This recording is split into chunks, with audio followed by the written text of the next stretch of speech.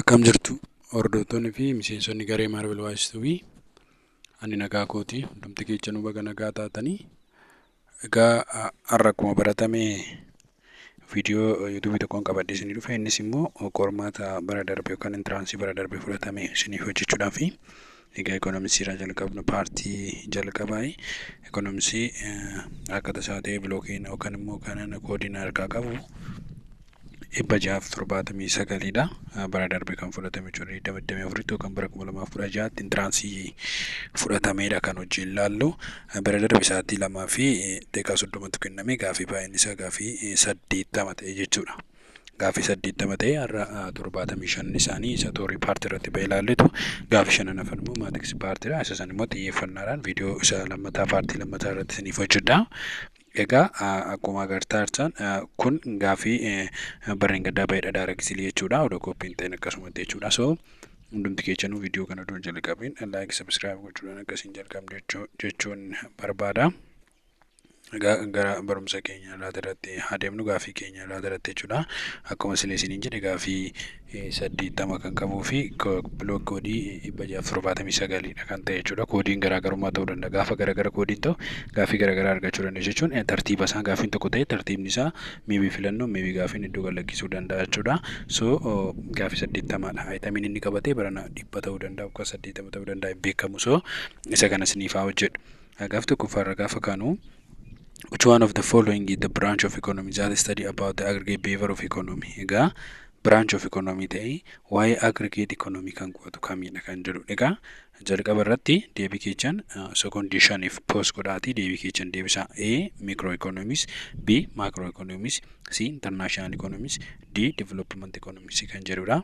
Deebii keechan post godhaati deebisaa. I think abdiin qaba deebii isaa akka deebistanii deebiin isaa B'dha. Sababiin B ta'ee fi ikonomii keessatti yookaan ikonomii keessa jiru keessatti ikonomiin biraanchii gurguddaa lama qaba. Innis miikroo MI kan jennuu fi maakroodha. Inni miikroo jennu kun individual thinking yookaan individual accessii ikonomii keessatti taasifamu individual qo'ata.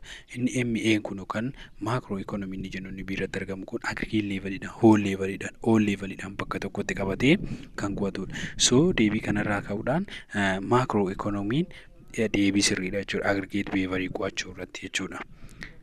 Gaaffiin lammaffaa among the following which one is the macroeconomic issue? A action of individual agent within economy, B the economic activity of consumer, product or industry, C resource allocation or price determine the central problem, D structure and the performance of the economy as whole. Gaafiin akkasiin deebistan abdiin qaba. Gaafiin isaa deebiin kun deebii D'dha kan inni ta'u. Sababiin inni deebii ta'uuf ilaalu. Ammas macroeconomic issue kan ta'e ammas maal jennee aggregate levelidhaan yookaan economy akka whole'itti kan biyya tokko akka whole'itti kan qo'atudha jenneera. So guutummaan guutuutti economy biyya tokko akka whole'itti kan qo'atu sanatu aggregate levelii uuma jechuudha. Aggregate levelii isaantu maal jedhamaree macroeconomy issue macroeconomy. Mee tokko tokkoon haala action of individual kan qo'atu maal microeconomyidha. Individual jechuun tokko tokkoon addaan baasee kan qo'atu. The economic activity of consumer kobaatti producer industry kobaatti kan qo'atu immoo waa'ee consumer kobaatti waa'ee producer kobaatti waa'ee industry kobaatti kan qo'atu san maalidha? That microeconomics.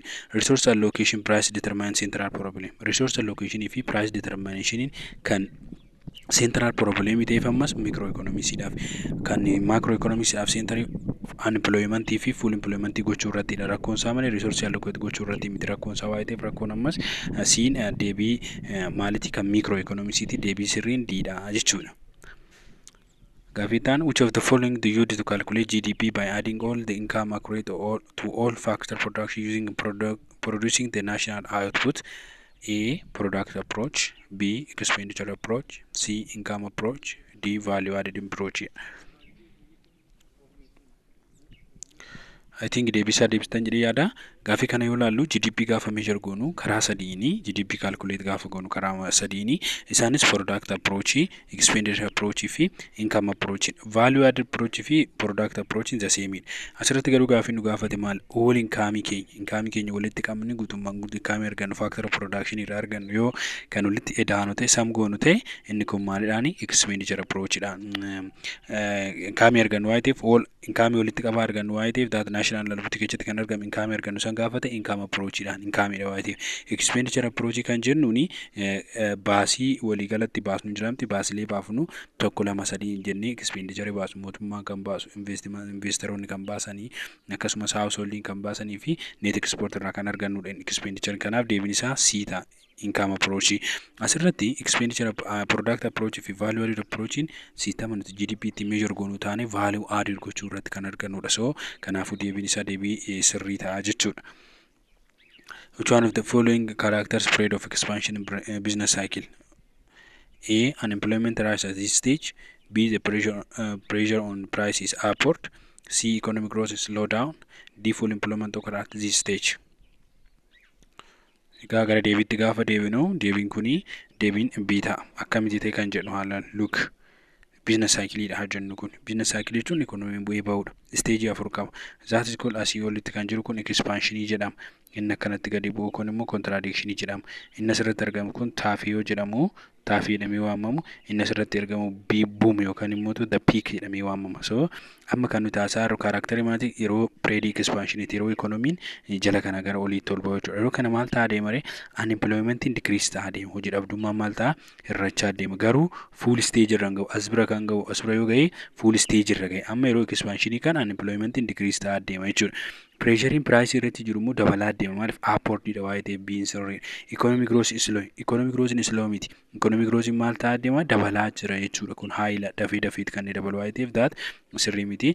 Unemploymentiin full stage irra kan gahu irratti boom irratti yookaan immoo adda period of peak irratti. Kanaafuu period arfan keessa periodin expansion pressurein yeroo itti occurred ta'udha yookaan immoo pressurein price irratti yeroo itti dabaludha jechuudha. Gaaffii shanaffaan in which of the following the market value of the country export and the import of goods and the service are shown? Egaa asirratti budget yookaan immoo trade balance measure kan ittiin goonu lamatu jira. Isa sana addaan baafadhaa. A. Capital account. B. Term of trade. C. Current account. D. Budget surplus dha. Gaaffii kana deebistan jedhee yaada. Gaaffii kana oduu isiniif hin deebisin dura jalqaba irratti highlight waa'ee balance of trade yookaan trade balance kan jedhu kaname nuko highlight isinitti agarsiisu.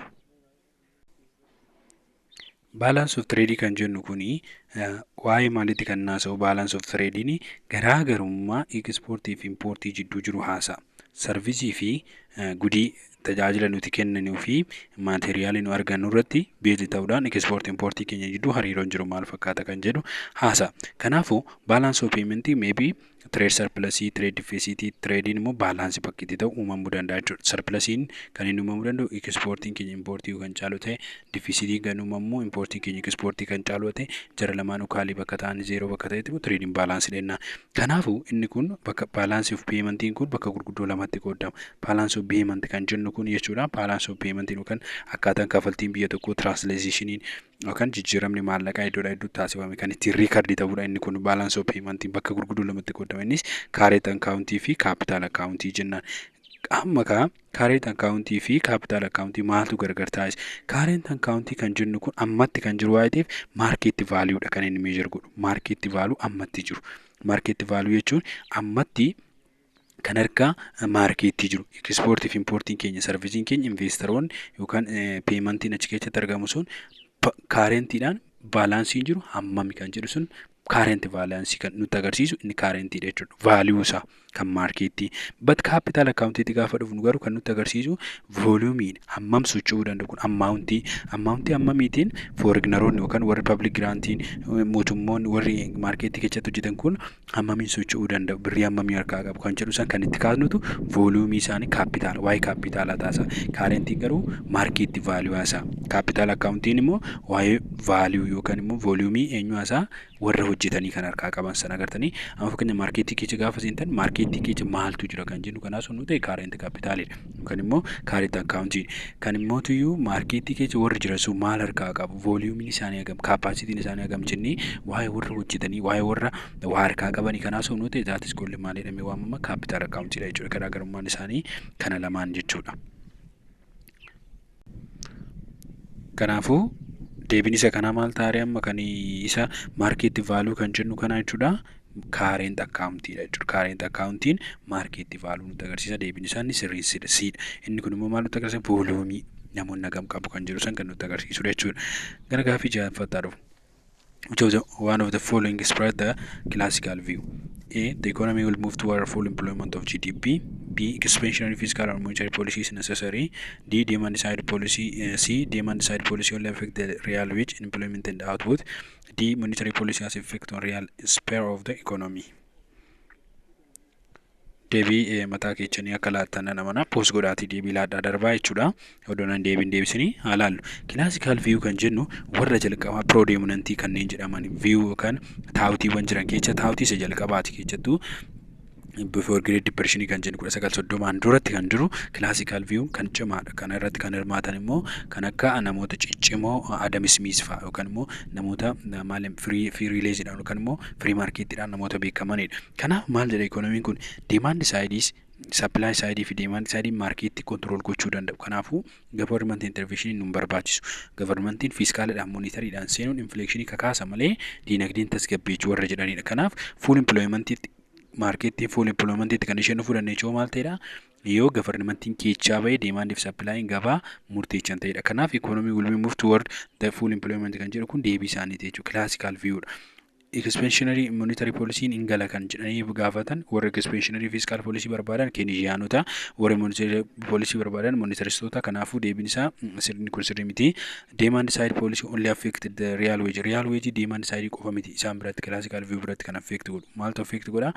Demand side fi supply side lamaantu waliin kobaatti doontaa lamaa waliin kan isaan market determine gochuu danda'ani. Monetary policy affect the real sphere of economy kan affect gochuu danda'u monetaristoota jalatti malee classicalota jalatti miti. Deebiin sirriin isaa madda eedha jechuudha.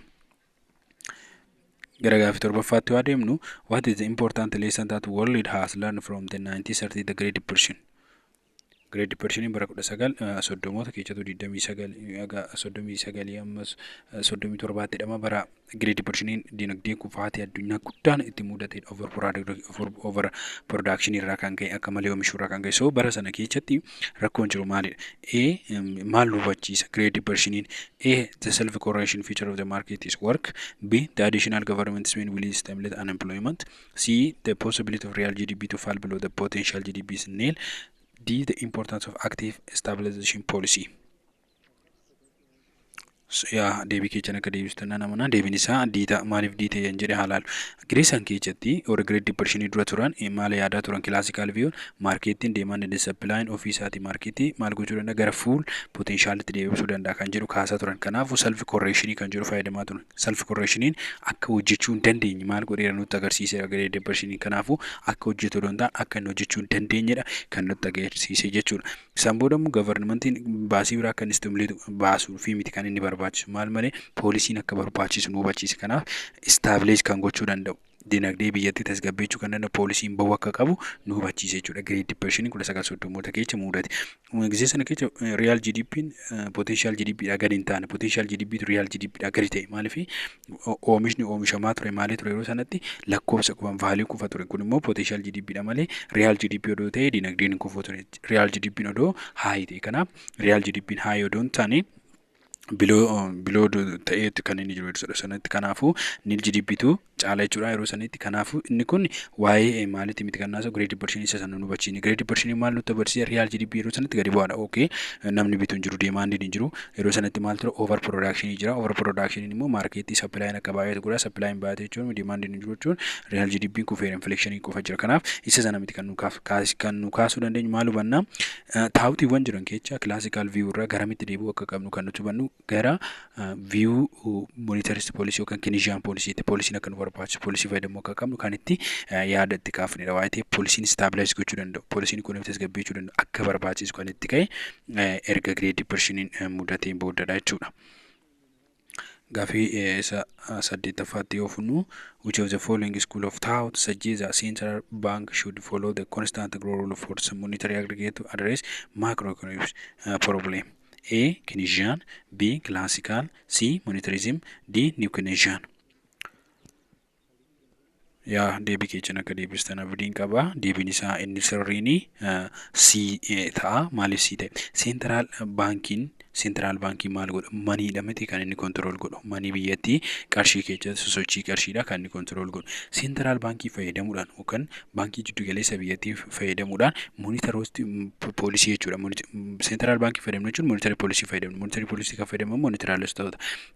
Monitaraalistoonni maal jedhu maarkeettii akka isheen tasgabbuuftu gochuu gaafa barbaachise qarshii barbaachisaa ta'e yookaan vaaluu barbaachisaa ta'e baasuu kan nuti qabnu yoom irratti maarkeettii keessatti determine gochuu kan qabu monitary poolisiidha lafa kaan.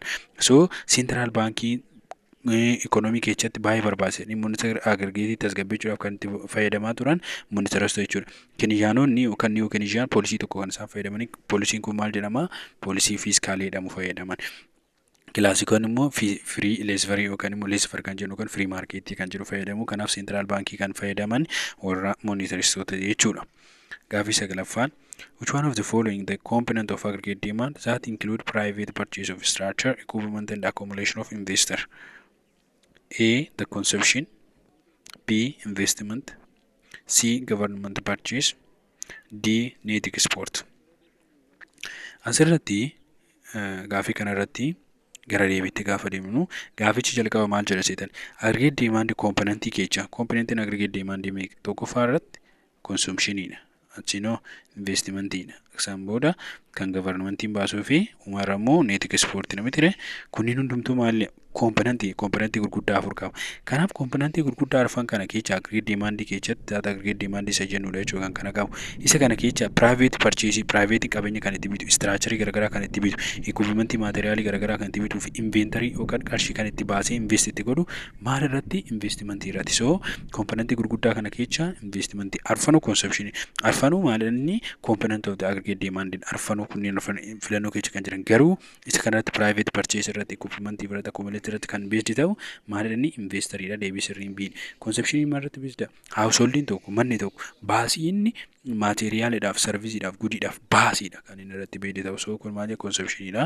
Akkasumas immoo governmentiin purchase kan inni godhu maybe infrastructure garaagaraatii fi net export and import and export irratti kan inni beesdi ta'u kanaaf deebisirriin biidha. Gaaffii kurnaffaan the microeconomics is the current consumption expenditure like to be increased due to microeconomics currentiin amma keenya consumption keenya amma yookaan waa dandeettii waa bituu keenya fedhii waa bituu keenya amma kan inni dabalu maaliif A. Expected of the lower price in the future. B. Increase in income tax. C. Increase in interest rates. D. Expected the higher future income. I think deebii kana deebistan jedhee tanan kanaan ni yaadu. Gara deebiitti yommuu deemnu macroeconomics keessatti yookaan sistema macroeconomics jennu keessatti currently consumption keenya akka itti dabalan faaktaroota godhan baay'eetu jira. Faaktaroota godhan kana keessaa immoo taaksiin affect gochuu danda'a. Waa'ee fuuchariitti waan gaarii yaaduu dhiisuun keenya consumption keenya amma affect gochuu danda'a. Akkasumas immoo dhalli interestiini faaktaroota affect godhan keessaa tokko yommuu ta'ani isa kana keessaa filannoo irratti ilaalu. Maal jedhe expansion lower price in the future gara fuulduraatti lower price hedduu yookaan immoo gatiiwwan tokko gadi bu'aa yoo jettanii ilaaltan amma maal gootu amma bittan kana jechuun kootii tokko ammatti 2,000 ta'e gara fuulduraatti 1,000tti gadi bu'aa jettanii maal gootu qarshii keessan sana seef gootanii gara fuulduraatti bitu. Kanaaf current consumption keessan maal hin godhu hin dabalu gadi buusaa jechuudha. Increase income tax noo dabale qarshii isin argattan irraa value isin argattan income tax noo akka malee dabale currently qarshii isin akka jiru gadi bu'aadha. Kanaaf currently baasii gootanii wanni isin bittan gadi bu'aadha jechuudha. Hin bittan consumption keessan dabalu. Tax noo gadi bu'ee birri guddaa harka keessan irra jira currently waa bituu dandeettii waa bituu keessan hin dabala. Kanaafuu deebiin biin sirrii miti. Increase in interest rate hin dabaluun taxi and the same allee isin irratti yoo dabale qarshiin isin argattan muraasa idaa sana kafaluudhaaf kan isin deemtanii consume kan itti gootan hin jiru. So inni kunis maal godha increase ta'uu isaa gadi buusa. Expect higher future income gara fuulduraatti income guddaan argadheettanii kan yaaddan ta'e currently yoo balleessitanis waa bitatanis rakkoon qabu. Maaliif gara fuulduraatti qarshii argattu kaa. So currently expect gochuu keessan consume gochuu keessan hin dabala deebiin deebii sirriidha jechuudha. Gaafii konseptiidhaan deebisuu dandeechanidha. What is the impact of our aggregate demand do expect of if level of economic activity in our country increase? Ama gaafii konseptiidhaan deebistanidha kunillee A. Aggregate demand will be increase. B. Aggregate demand will be decrease. C. Aggregate demand will remain unaffected. D. Aggregate demand first decline then rise. Asirratti maal laawwatu ture? Ikonoomii tokko keessatti yookaan aggregate demand keessatti economic activity biyya keenyaa oduu kan dabalu ta'e. Leeveliin biyya economic activity in other country oduu kan dabalu ta'e. Like amma yeroo kanatti lama wal bira qabna jechuudha. Country A fi country B wal bira qabna jechuudha. Country A ni country keenya haa jennu. Amma maal goona kan isaan kana economy isaanii akka malee rise ta'eera. Economic other country increase ta'eera. Kan isaanii akka malee dabaleera. Keenya maal ta'eera jechuudha? Gadi bu'eera jechuudha. Kanaaf maateriyaaliin nuti asii export goon asitti maal ta'a? Cheap ta'a. Mitire economiin asii achi maateriyaaliin asii achi erginu maal ta'a? Cheap ta'a. So cheap ta'a jechuun immoo asii maal godhu? Supply gochaarra export keenya dabalaadha. Kanaafuu aggregate demanding keenya maal ta'a? Increase ta'a. Aggregate demanding biyya sanii waa'ee gurguramuuf fedhii biyya keenyaa irraa waa'ee qabaniif kan isaanii dabala. Maaliif cheapidha waa'ee tiif as biratti. Aggregate demand will be decrease hin ta'u. Aggregate demand kan decrease ta'u yoo biyya keenya economy biyya keenyaa dabaleedha. Economy biyya keenyaa ammatti garuu yeroo kanatti gadi bu'eera. In term of wal bira qabnu relatively olaallu economy biyya jiraammoo baay'ee guddateera. So deebiin isaa deebii sirriidha. Aggregate demand remain unaffected, affected ta'a. Increase ta'e decrease illee hin ta'u. Yeroo tokko increase ta'a malee decrease ta'a malee zeen hin ta'u walirraan ta'an deemu. Kanaaf economy biyya keenya gadi bu'e taanaan maateriyaaliin nuti qabnu maali? Cheapidha. Cheap immoo alatti yoo gurgurtan fedhiin wanna cheapidhaaf jiru haayidha miti. Wanna gadi bu'aa ta'eef piraayisii wantichaa gadi bu'e taanaan deemandii wantichaa hin dabala. Inversiidha. Kanaaf deemandichi maal ta'a? Increase ta'aati kan inni deemu. Deebiin deebii sirriidha jechuudha. Among the following, which one of the following differentiate change in quantity demand from change in aggregate demand? Among the following, which one of differentiate change in quantity demand from change in aggregate demand? A. At the price level fact, the quantity demand of real GDP rises at path rest. B. It is representative of movement from one point to another along a different curve. C. Is a positive change in any factor case, right or the shift in aggregate demand curve. D. It is a shifting aggregate demand curve from AD to 1 and AD to indifferent curve. Asirratti gaafii kanarratti jechuun akkamitti isin hubachiisa seetanii gara deebiitti yoo deemnu dura quantity demand jechuu fi aggregate demand jechuun garaagarummaan maali? Look, kun giraafii lama qabna haa jennu. Giraafii lama qabnu kana keessa inni movementiin A asirra haa jirti, B asumarra jirti. Movement along the curve ta'e kun that is called maal jedhamu? Quantity demand jedhama. Inni kun garuu yoo asin akkanatti kan shift ta'u ta'e A ta'e B zibratti immoo C yoo ta'e inni kun akkanatti shift ta'e asirraa garana shift ta'e asirraas garana shift ta'e inni akkanatti shift ta'e kun maal agarsiisa? Aggregate demandidha. Aggregate demandii kan jennu shift ta'uu isaa nutti agarsiisa. Kanaafuu wanti piraayisiin yoo gadi bu'e piraayisiin wantichaa gadi bu'e jechuun quantity demand real GDP hin dabala. Kun eenyurratti dabala? That kun aggregate demand irratti. Akkasumas immoo movement along the point kan jennu kun point A irraa gara B irratti move kan inni ta'e kun maalidha inni? That quantity demand. Waa'ee maaliin nu gaafata? Waa'ee quantity demand nu gaafata. Deebiin B sirriidha. Maaliifii shift oduu hin taane move godha. Maaliin quantity demand aggregate demand garuu maal godha? Shift godha. A positive change case right order baasa. Maali aggregate demand shift godha. Kanaafuu shift godha sirriidha gaafiin kun eenyudhaaf oduu aggregate demandidhaaf ta'e inni kun sirriidha. Garuu kan nu gaafan quantity demand. Aggregate demand wanti positive gara afuutti yookaan right ordertti kan shift godhu sirriidha. Eenyudhaaf aggregate demandidhaaf. Shift aggregate demand curve A to A shift different curve irratti A1 irraa gara A2 maybe gadi buusaa maybe ol kaasa sirriidha kunis eenyudhaaf? Aggregate demandidhaaf. Amma kan nu gaafate quantity demand kana jechuun quantity demand fi aggregate demand hariiroon isaanii jidduu lamaan jiru maalidha? Movement fi shift. Movement kan godhu eenyudha? Demand curve. Quantity demand curve. Aggregate demand garuu shift godhaa deebii sirrii maalinni B'dha. B'dha jechuudha.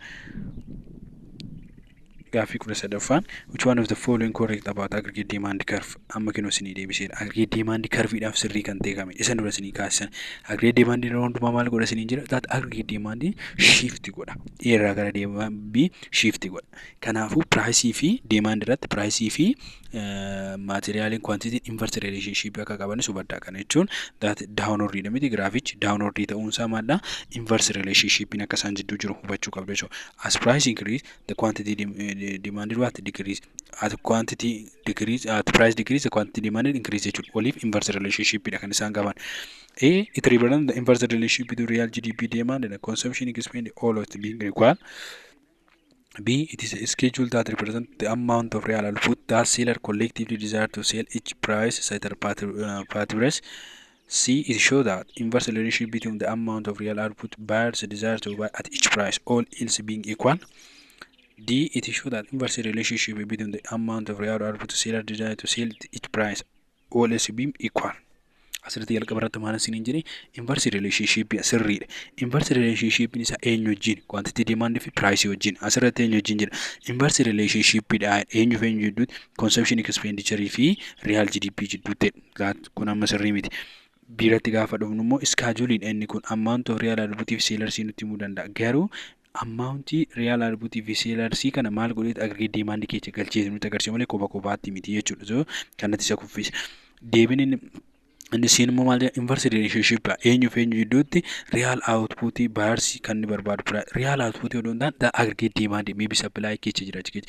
Real output qofa odoo hin taane input keessa jira. Kanatu iyyuu isa kuffisa jechuudha. Kanaaf deebii itti godhuftan immoo relationship inverse ta'e kan eenyu jidduu kan seelarsiin tokko price kam keessattuu bituu qabu yookaan immoo seelarsiin tokko price inni keessatti bituu qabu kam keessattuu demand miti fedhii miti kan inni itti dhiyeechuu doon ta'an kan inni itti bitu sana kan of keessaa qabu at the price kan itti ta'u sanatu iyyuu maali jennaani inni sun equally yookaan immoo karaa sirrii ta'een ittiin adeemudha jechuudha.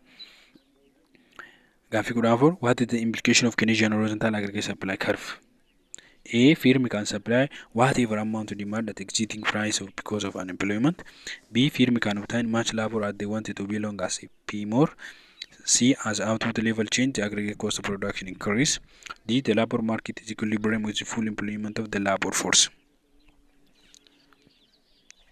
I think deebii kana akka deebisan abdiin qaba. Deebii kana dura kan Keynesian inni graafiin isa jedhamu kan graafiin isa Keynesian jennee kan kaafnu jechuudha. Supply curve maal inni that horizontal kan immoo iyyuu kan monitaristoota that vertical garaagarummaa qaba jechuudha. Maaliif akkana ta'e inni kuni sababbii inequilibrium full employment irratti uumamuu hin dandeenye fi unemployment waa'ee jiruufidha. Inni kun kan short run keessatti Keynesian kan hojjetu short run keessatti immoo maal tura unemployment jira waa'ee ta'eef ani sababa unemployment kanarraa kan ka'e price exist ta'e price determine ta'e waa'ee hojjetu price maal inni asitti constant so price exist ta'e kan hojjetu waa'ee ta'eefidha.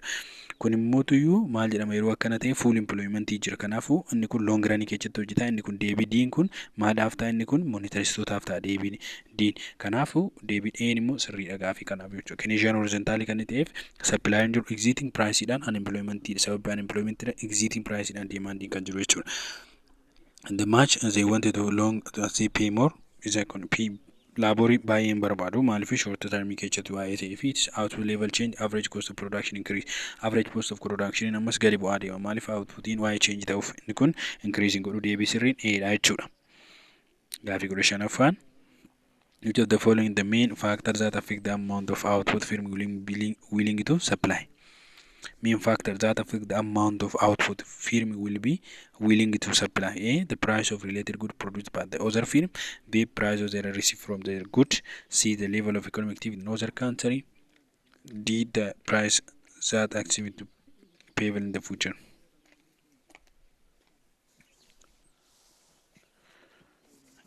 Gaagara deebii kanaatti gaafa deemnu gaafichi maal gaafata? Main factory ta'ee kan outputiin tokko akka inni supply kan godhu yookaan immoo supplyation isaa san kan affect gochuu danda'u jechuudha. Outputii gara maaliitti dhiyaatu gara marketitti dhiyaatu sana supply akka goonu kan nu influence gochuu danda'u kan dhiibbaa uumuu danda'u. Isa kana dhiibbaa gochuu kan danda'u gaafa production keessa seennu materiaalii nuti input goonee jalqaba irratti arganne santu dhiibbaa kana godhu dhiibbaa uumuu danda'a. Kanaaf dhiibbaan sun immoo garamitti darbaa pricing booda nu gurgurru pricing itti gurgurannu sun affect godha. Price agamitti gurguradha materiaalii kana amma doon baasi like moosii oomishu tokko kan dinnichi oomishu tokko amma maasaa keessa odoo qabaate gurguruudhaaf maaltu isa murteessaa price ammamiitti nan baasee gurgura. Price ammatti gadi bu'aa taana nyaataa dinnichi kun maasaa keessa lakki immoo price amma tollaa keera nan gurguradha buqqisa soo kun maal jennaani price inni materiaalii isarraa argatu affect godha jechuudha. Kan osoo waliin dorgomsiin relative guddina waliin dorgomsiifnu materiaaluma keenya irratti beedde taana akkasumas immoo level economic activity biyya sana keessa kan inni murteessuu danda'u demand irratti murteessaa the price and the previous future keessa the price jiru maal fakkaata inni kan itti ilaallu taate good demand murteessaa jechuudha. Kun supply kan murteessu immoo price akkamiitiin gurguruu danda'a price akkamiitiin irraa argachuu danda'a kan jiru waayitiif deebiin inni sirriidha jechuudha. Which of the following represent the increase in the quantity supply of real GDP due to increase the price level? Amma waa'ee real GDP fi waa'ee price kan haasofnu inverse relationship akka ta'e hin beekna miti. So the rightward shift in aggregate demand supply curve, B the leftward shift in aggregate supply curve, C the down movement along the aggregate supply curve, D the upward movement along the aggregate supply curve. Okay, asirratti maal nu gaafatedha amma gaafiin keenya. Gaafiin keenya kan inni nu gaafate waa'ee quantity suppliediti. Okay, so ka quantity supplied erga nu gaafate ammas quantity supplied irratti kan jiru akkuma demand sana maalini movementidha. So deebiin shiftidhaan kunniin hin hojjetan jechuudha. Quantity demand agri quantity supplied yoo ta'e that called shift jennaan. Waa'ee shift haasofna. Garuu amma kan nuti haasa'aa aggregate supplied yoo ta'an quantity supplied irratti maal ta'uudha down movement slope irratti jechuudha. Kanaafuu inni kun demand yoo ta'e yookaan aggregate supplied yoo ta'e asirratti movementiin kan jiru up or down godha malee maaliin godhu buusee bahuu sana yookaan immoo tuyyuu shift godhu jechuudha. So inni kun A fi B deebiin ta'an ammatti. Increase the price level increase jechuun immoo quantity supply fi pricing direct relationship yoo qabu. Kanaafuu increase ta'umsa gara maalitti gara afootitti yookaan immoo movement irratti upward baasa jechuudha. So upward movement along the supply curve kan jiru kun deebii sirriidha. Gara afootti kan inni baasu. Maaliif positive relationship qabu eenyuun supply fi price fi supply positive relationship yoo qabaniif gara movement keenya upward dha jechuudha. Movement dha kan ta'e immoo quantity supply dha waa'ee ta'eef jechuudha. Deebiin isaa deebii sirriidha jechuudha. When the economy is the long run, which of the following correct? Long run keessa jirra yookaan immoo long economic production time bakka lamatti qoodama that short run and long run jennee addaan qoon. Short run kan jennu kun economy yoo material nuti itti fayyadamnu sana keessa inni tokko at least one material yookaan immoo objectiin tokko fixed kan ta'e yookaan kan dhaabbataa ta'edha. Kanaafuu not vary like fakkeenyaaf isin fudhadhu industry tokko keessatti short run keessatti maybe material ittiin oomishuu jijjiiruu danda'a. Garuu maashinii jijjiiruu baachuu danda'a short runidha waa'eedhaaf. Kanaafuu not vary yeroo ta'e sana keessatti short run jennaani. Long run kan jennu immoo full employment dha. Full potentiality fayyadamuu kan dandeenyudha. Kana jechuun materiaalii qabnu sana itti jijjiirree materiaalii qabnu sana hundumaa jijjiirree aga nu barbaachisuun adjust goonee kan itti fayyadamnu ta'e fullidha. Full type of production jennaan yeroo production. So yeroon kun in term of length of time jedhamu hin taane in term of quantity vary ta'uu fi vary ta'uu baachuudhaan long run and short run jedhamee addaan qoodama. Amma short run kana keessatti long run kana keessatti economy kan ibsuu danda'a correct kan ta'e kamiidha. A sticky wage and the workers misperception still holder true. B what is the economy produce the full employment rate GDP. C the short run and the long run real GDP will be the same. D the level of real GDP the economy produces less than the natural real GDP. Asirratti maal goona amma gara deebiitti gaafa deemnu jalqaba irratti waa'ee short run economy addaan baasuu qabna. Short run keessatti factory affect godhan maali tokkoffaan sticky wage gogaadha jechuudha. Mindaan hojjettoota akka fayyadamtaatti kollu mala sticky wage gogaadha. Akkasumas immoo workers misperception ilaalcha workersoota dogongora kan qabudha. Kun true kan ta'uu danda'a short run keessatti. What economy produce full employment yaa natural employment natural potential GDP isa jenne sana full employment dha. Eenyurratti long run keessatti deebii sirriidha. The short run and the long run real GDP will be the same. Tokko miti in term of graphically garagara, in term of economic production garagara, in term of time garagara, in term of movement of the workplace dhaanu garagara. Kanaafuu the same miti jechuudha. The real GDP is economic product less than the natural GDP agadi doon taane natural GDP dhaan wal qixa. Potentially nuti fayyadamu natural GDP keessatti kan argannu sana wal qixa eenyu keessatti long run keessatti. Kanaaf deebiin biin deebii sirriidha. Gaaffii 11. What is the pressure on the price when the quantity demand of real GDP is greater than the quantity supply of real GDP during the short run? Short run keessatti real GDP greater than the quantity supply of real GDP kan ta'uu danda'u short run keessatti yoomidha kan jedhu. A the price level rise, B the price level of drop, C no pressure at all, D initial downward. I think deebii kana qalalla gootanii akkasiin deebistan abdiin qaba. Quantity demand in real GDP keessatti argamu tokko kan real GDP keessatti argamu tokko quantity supply dha ol ta'uu kan inni danda'u price wanticha mudabaleedha. Maal price irratti beedi ta'a waa'ee ta'eef. So price dabale jechuun price quantity dha maal ta'e jechuun dabale jechuun kan ol ka'e jechuuni price sun real GDP keessatti caalee akka hin argamu kan taasisudha. So maaliif price wanticha yoo dabale real pireeshariin inni irratti qabu sun pireeshariin riyaal GDP irratti qabu sun gadi bu'aa deema. So riyaal GDP irratti beesdi kan irratti godhan piraayisiin dabaluu isaati irratti waa'ee ta'eef A'n deebii sirriidha. Pireeshariin jiru kan jedhu hin ta'u initial downward miti bu'een bahu. So piraayisiin drops illee hin ta'u kanaaf A'n deebii sirriidha. Kudha sagal, which of the following the correct about the economy when it is in long run equilibrium? A, the economy produced at real GDP, which is called a natural real GDP. B, the short run aggregate demand curve, interest is the short run aggregate supply curve. C, the long run aggregate demand curve, interest is the short run aggregate supply curve. D, the price temporarily divides from the equilibrium even if aggregate demand and aggregate supply remain unchanged. Asirratti gara deebiitti gaafa deemnu long ranii haasaadha. Duratti isinii kaasee long ranii kan jennu kun real GDP keenya maalidha inni fuulidha bakka naturalidha. Kanaafuu utummaan gootutti unemploymentiin achi keessa hin jiru. Unemploymentiin osoo hin jiru strategically fi frictionally kan unemploymentii kan jennu hin jiru garuu cyclicaliin hin jiru. Jarri structurally fi fiscal kan jedhu jiraachuu danda'u. Inni kun maaliif naturalidha waa'ee ta'eef. So in terms of natural real GDP dha waa'ee ta'eef inni kun sirrii. Short run fi long run long run keessatti intersect hin godhan. Kunniin A fi B'n intersect godha kan jedhu kun long run and short run sirrii miti jechuudha.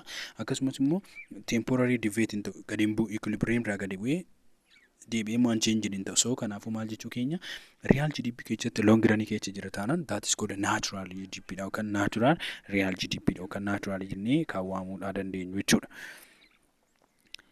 Gaafii isa 20ffaatti gaafa dabarru which of the following represent the economic situation where the inefficient distribution of goods in the service in the free market. Free market keessatti gudiin servisiin jiru sun efficientidhaan raabsamuudhaa yoo baate maal jedhamee waamama situationiin kun? A, externality. B, asymmetric information. C, market failure. D, free riding. Asirraa deebiitti yoo deemnu that marketii tokko keessatti good in the servicing bifa walqixa ta'een gaafa raabsamu baate that marketii sun maal ta'eera fail ta'eera yookaan immoo marketii failure. Kana jechuun marketii failure jechuun marketiin qoshaashofte marketiin dadhabde jechuun miti garuu haalli isheen ittiin distribute ta'aa jiru maateriyaaliin good in the servicing gadi bu'ee jechuu kee.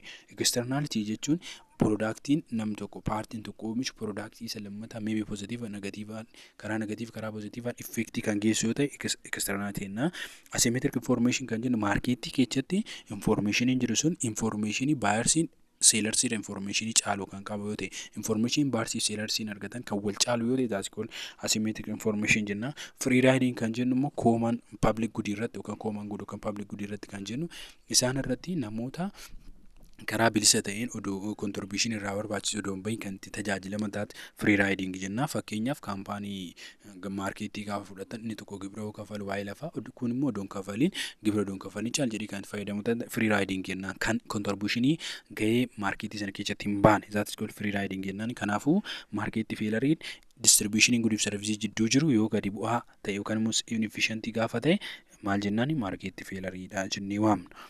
Which of the following is not the case of market failure? Sababa kan hin taane kamidha market failure? A, monopoly. B, externality. C, factor immobility. D, private good. Kana kitaaba keenya directly waan argatanidha. So kan market failure af sababa ta'an gurguddaan tokkoffaan public goodidha. Public goodiin isa ijoodha. Public goodii keessa free riding kan jiru jechuudha. Kanaaf monopoliin, externalitiin, factor immobilitiin sababa market failureeti. Private goodiin garuu sababa miti. Maaliif qabeenya uumfati qabeenya uumfatiif immoo marketiin kufu qarshii barbaadeen bitachuu danda'a. Qarshii barbaadee waan barbaade godhee gurgurachuu danda'a. So dhiibbaan qabu private goodiin. Factor immobilitiin monopolii fi externalitiin garuu factoroota kan keezii maalitii market failureedhaaf jechuudha. Suppose each company receive positive externality from cooperative educated granted subsidy computer education through a scholarship, and which of the following group in the type of solution market failure listed? A, voluntary collective action solution. B, government imposed solution. C, private market solution. D, non-executability. Gara deebisaatti gaafa deemnu asirratti jalqaba irratti gaafii keenya maal gochuu qabna keezii nu kenname gochuu qabna. Tokkoffaan soliin kaampaanii kan jennu kun maal private kaampaanii kan isaaf immoo subsidy godhe yookaan kan doggomaa isaaf godhe maalidha computer science education kan jedhamu inni kun immoo OMF education graduate kan jennutu isaan gargaare kunis private company. Kana private company to private solution kenniifaan deebiin sirrii private company garuu government private company yookiin government boostina voluntary dhaan karaa bilisaan fedhii isaatiin kunuunsa kan kennaniif ta'e that voluntary jennaani nasi inni exclusive jechuun namoonni akka ittiin irraan hirmaan dhowwuu hin dandeenyu waa'ee ta'e fedhu ta'e akkasinan garuu private company naaf subsidy godhee kanaafuu deebiin isaa maal jennaan that siinaa jechuudha. Which one of the following example of public goods? Public good kan ta'e fakkeenya public good kan ta'e kamidha? A house, B food item, C wheeled harness, D clothes. Edaa gaaffii salphaa waa'ee ta'eef kan addaan baafachuu hin dandeechu. That public good kan ta'e kamidha? Inni isa wilderness yookaan immoo natural resource ta'e natural resource namoonni baay'ee irraa fayyadaman inni kun clothes qabeenya dhuunfaa keessanii private housing private food item private dha kanaaf wilderness kan jennu kun natural resource kun inni kun maal inni public good dha. Which of the following characters of public good? Public good amala kamii qaba? Gaaffii 24 public good amala kamii qaba?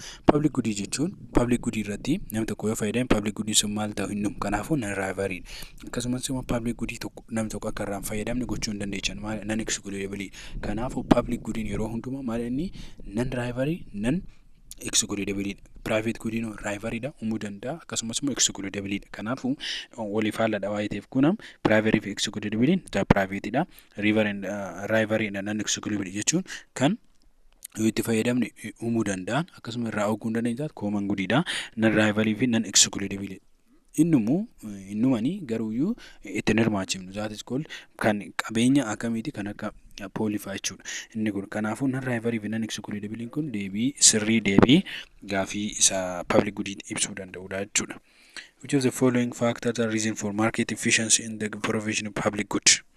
A. Externality, B. Free riding, C. Divisibility, D. High marginal cost. Asirratti marketing inefficient sababa public good irratti immoo maaltu mudata public good keessatti maaltu mudata jechuun public good sababni akka inni inefficient akka inni ta'u taasisu akka effectively akka itti fayyadamu kan taasisni free ride gaafa jennu marketii sana keessatti namoonni public good dha qabeenya mootummaati qabeenya uummataati garuu odoo contribution la gibira irraa barbaachisu don kafaliin contribution barbaadu don bayin caalchidaniitu baqa laafar social laafar jedhamu warra socialitti kolfan jedhuchuu danda'u jara kanaaf inni kun free ride externality partiin kamiyamuu ta'e divisibility qoqqoodamudha high marginal cost immoo baasii sababa externality irraa fuudha waa'ee ta'eef biin deebii isaa sirriidha jechuudha. Which one of the following difference in the case of efficiency loss in the presence of negative externality? A. Between marginal social benefit and marginal private benefit. B. Between the marginal social cost and the marginal private cost. C. Between private marginal cost and the marginal external cost. D. Between private marginal benefit and the marginal external benefit. Asirratti amma negative externality jira. Negative externality jechuun kaampaaniin tokko industiriin tokko bakka jiru sana irratti hawaasa sana soshaalee sana maal gochaa jira miidhaati kan inni jiru. So inni kun keesiin isaa loss ta'uun abuunsaa negative externality dhufuun kan nuti ittiin beeknu marginal social cost fi marginal private cost wal dorgomsiifneeti. Hariiroo isaan lamaan jiru laalleeti. Efficient immoo inefficient miti jennee kan laalu. So kanaafuu deebiin isaa deebii sirriin deebiin B ta'a jechuudha. Sababa marginal social cost fi marginal private cost wal dorgomsiifnu kan dhufuu danda'u jechuudha.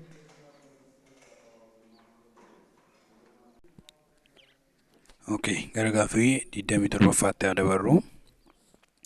When an insurance company provides fringe benefit on the basis of the average rate of set of employees and grant them to participate in the program, then this can be seen as a solution for which one of the following problem? A. Adverse selection, B. Moral hazard, C. Signal, D. Screening. Asirratti gaafa marketing kufee yookaan immoo market failure keessatti solutionii lamatu jira. Adverse selection fi moral hazard kan jennu. Inni signaling fi screening jara kan lama jala warra jiranidha. Kanaafuu kaampaanii tokko keessatti inshuraansii sababa biyaaziin mudateef biyaaziin yookaan inshuraansii kaampaanii keessatti biyaaziin akka mudanneef solutionii itti gochuudhaaf kan itti fayyadamnutu adverse selectionidha. Like fakkeenya isinii fudhadha. Kaampaaniin tokko insurance kaampaaniin jiraannu namni tokko konkolaataa bitee konkolaataa irratti insuraansii hojjetaa jiru. Konkolaataan kun dura kan dadhabe kan dulloome yoo ta'e namichi kun inshuraansii galmeeffatee makiinaa kana bakka ho'iitti waan godhe inshuraansichi konkolaaticha akka bituuf yoo barbaade hin galmaa. So akka san hin taaneef karaan itti soluushinii ittiin laatu paartisipeetiin godhu impilooyisii fi giraantiiwwan itti gargaaru pirogiraamiin akkasii sun adverse selection jedhama. Deebiin isaa deebii sirriidha jechuudha. Which of the following macroeconomic policy involve management of money supply and interest rates?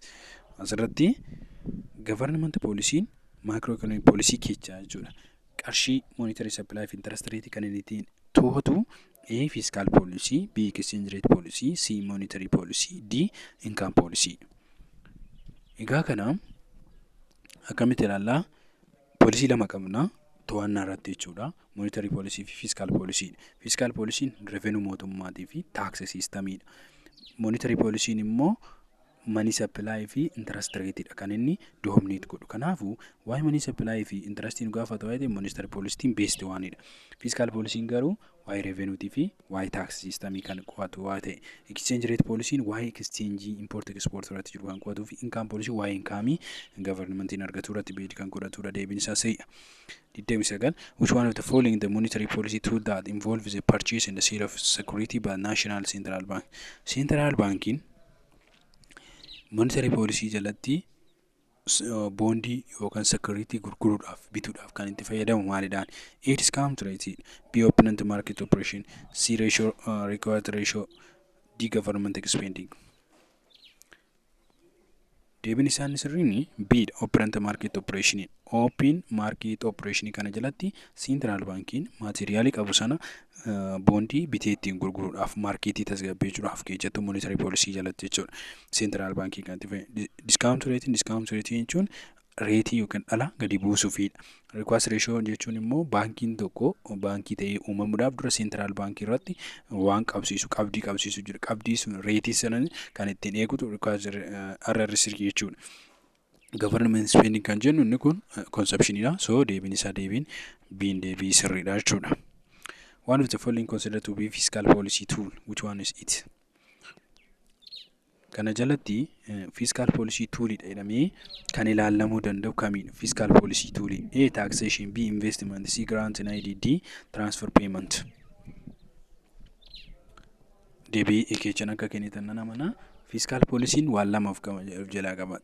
Yookaan immoo toolii lama of jalaa qaba. Tooliin inni tokko revenue dha. Revenue jechuun kan mootummaan argatu sana taate kun taxation isa jennuun immoo revenue mootummaan argatuu fi tax system kan ittiin to'atudha. Revenue fi taxi gabii mootummaan argatuu fi taxidha. So taxiin toolii isaa keessaa tokko. Investment, grant ID fi transfer paymentiin immoo ta'u kan mootummaan gaafa ittiin measure godhu monetary jalatti itti fayyadamudha jechuudha. Gaafiin deebii sirriidha jechuudha. Which of the following macroeconomic policy involved by which the government manipulate its expenditure and the revenue side? Gaadhuutti isin kaasiin jira salphaadha waa'eetiif governmentiin expenditure fi revenue side kan inni ittiin eeggatu A. Monetary policy, B. Fiscal policy, D. Income policy, C. Income policy, D. Exchange rate policy.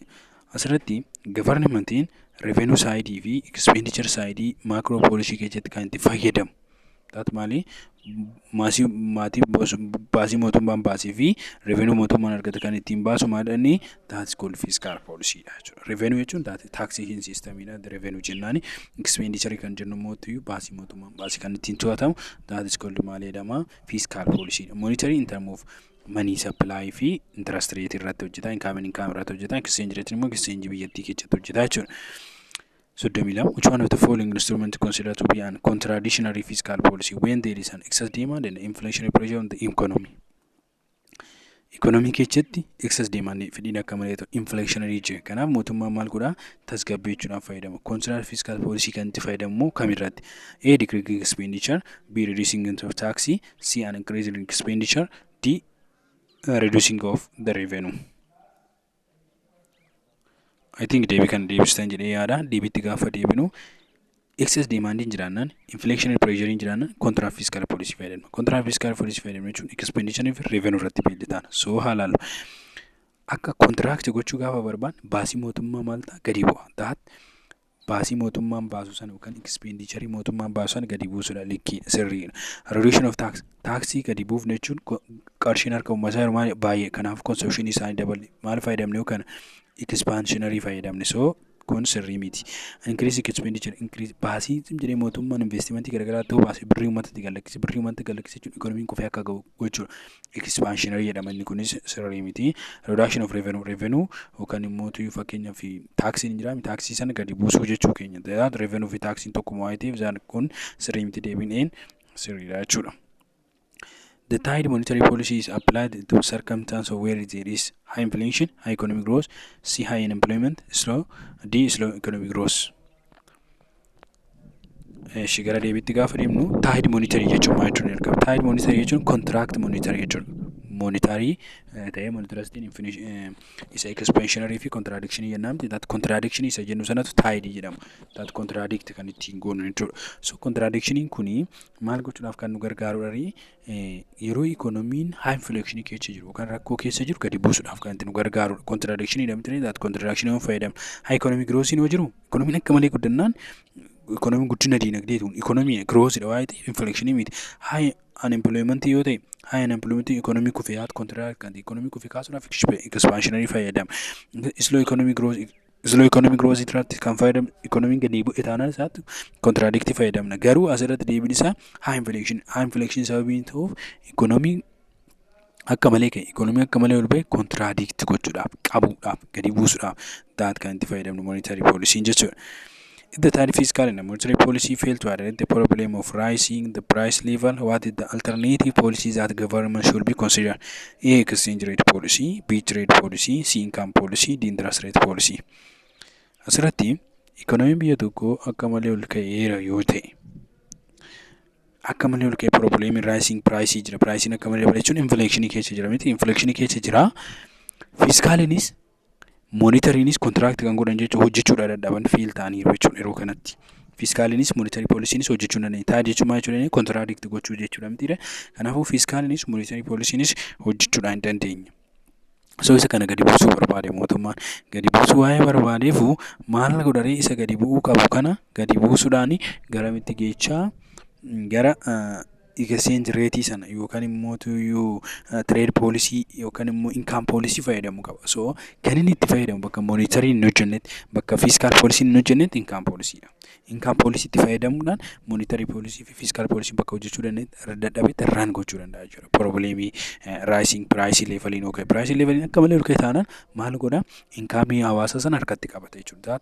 Sirriidha kun jechuudha. Which of the following exchange rate rhyme to 1,001 that is determined by the government policy and economic education? Egaa policy lamatu jira.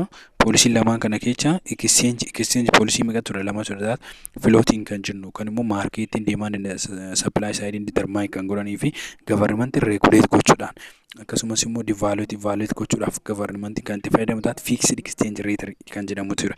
So isa kanneen lamaan keessa maal jedha gaafiin kun exchange rate ta'ee kan government policy economic education of determine godhee mootummaan kan baasu kamiidhaan A floating exchange rate rhyme, B fixed exchange rate rhyme, C managed floating, D growing peg rhyme. Egaa kana deebiseen jira. Deebiin isaa directly maal ta'a? Deebiin isaa B ta'a jechuudha. Maaliif governmentiin ofiisaatii itti yaadee murteessee kan to'atu marketii keessatti tasgabbeechuudhaaf stability godhuudhaaf itti fayyadamu that fixed exchange rate.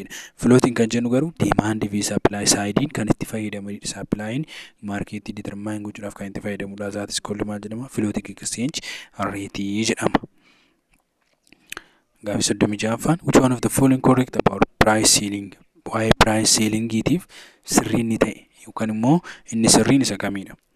Why price ceiling give? Okay, price ceiling fi walumaa galatti jechuudha. Price keessatti yookaan karaa ittiin price ittiin hordofnu keessatti that price ceiling kan jennu kun price akka malee olaanaa kan jedhamu jira. Price ceiling kun above equilibrium don't tan below equilibrium da that equilibrium agadi ta'e wanti marketii keessatti gurguramu price isaanii equilibrium ol hin dabarre isaa ol akka hin dabarre kan godhudha price ceiling kana. Eenyutu baasa? Mootummaatu baasa. Governmentii tasgabbeechuudhaaf kanaaf deebiin isaa kamiin? A, it is one of the income policies that keep price from decline from certain limit. B, it is the maximum price set by law, making consumption good affordable to buyers. C, it should be set up above equilibrium price to make it more effective. D, it discourages consumer from buying goods and services since there is no paying higher price. I think deebisaa deebistan jedhee yaada. Gara deebiitti gaafa deemnu deebiin inni sirriin biitaa jechuudha. Maaliif biitee kan jedhu ilaala. Price ceiling kan jennuu fi pricing floor kan jennu jira. Floor kan jennu sun isa gara gadiiti. Kan gadii sun immoo pricing kamuu isaa gad akka hin buune godha. Daatis kun inni kun amma flooriidhaaf ta'a jechuudha. Irratti kan argamu flooriin kun diklaayin akka hin taane pricing sanii gadi akka hin taane kan godhu. Fakkeenyaaf mootummaa mindaa warra mindeeffamuu qabanii jalqaba yoo ba'an floor godhee kan dakanaa kan hin murteecha. Sanii gadi ta'uu hin qabu. Sanii ol garuu agreementiin dabaluu danda'u maybe agreementiin change ta'uu danda'a. Sanii gadi garuu agreementiin irraa kaasuu hin danda'u. Walii galanii negotiate godhanii hiikuu hin danda'an, gadi buusuu hin danda'an. So kanaafuu maal jechuu barbaadanii sanii gadi kan ta'u sun flooriidha. Flooriin sun immoo tuyyuu diklaayin akka hin taane sanii gadi akka hin taane protect kan godhu poolisiin sun maal jedhama floorii jedhama. Kun immoo maximum priceidha. Price ceiling kan jennu price maximum ta'e consumptioniin gudii sanii ol akka hin dabarre afuura dabala akka ta'u kan namoota bitan sanaaf akka mijataa ta'u taasisuudhaaf kan itti fayyadamnudha. So inni kun price ceiling should be above equilibrium. Above equilibrium kan ta'uu danda'u plus flooriin above equilibrium. Equilibrium ol ta'a. Maaliif akka gadi hin buune waan barbaachisuuf inni kun definitionii price flooriti.